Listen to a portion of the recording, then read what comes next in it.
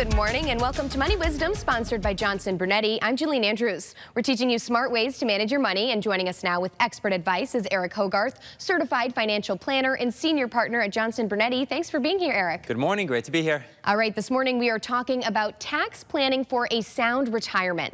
First bullet is for people to understand the different types of retirement income. Yeah.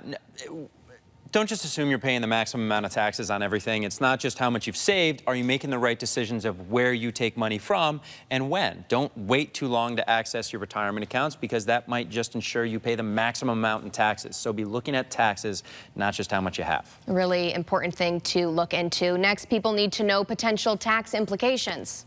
Yeah, I mean, you've got, during your working years, everyone is just paying so much money in taxes. You're putting money into your 401k. Other than that, you're paying taxes on about everything. There's been changes in recent years, so you're probably not writing off your kids because they're too old, and you're not writing off your mortgage. But when you retire, you have a lot more options. Social Security, distributions from retirement accounts, from Roth accounts, dividends. There's a lot more you can do about taxes in retirement. So make sure you're taking advantage of everything you could be taking advantage of. All right, and another tip is to be aware of RMDs. Yes, your retirement accounts, your traditional IRAs, 401ks, money you've never paid taxes on, that has had this great growth, hopefully. At 73 or 75, depending upon when you were born, you're going to be forced to start drawing this money out. And you probably don't want to wait until then to do that. Maybe you want to take advantage of a Roth conversion. Maybe you want to access that money sooner. It's highly unlikely your taxes are going to go down in the future. So be more proactive about how you're growing your money for the future. All right, and lastly, people need to consider the impact of state taxes. So this is another big one, right?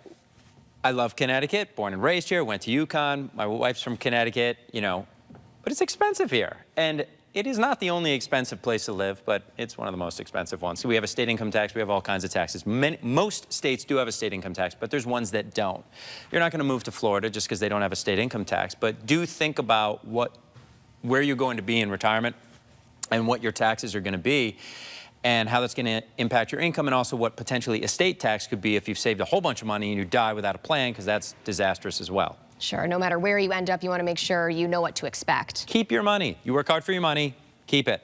All right, and for people interested in learning more about this topic, you have a book offer. I have a book. It is called Tax Strategies in Retirement, and it's something to be thinking about, because people don't like to think about taxes. And don't call your accountant April 1st and ask, hey, can I do anything about taxes? No, that's not the time. Look at it throughout the year. Work with an advisor. Get input with people that work in income, not just accumulating wealth, keeping wealth, distributing wealth, all that stuff. So Tax Strategies, you can go to moneywisdomtv.com. It's a great book. It's absolutely free. We'll get it to you, and it will shed some light, hopefully, on things that you do not know about.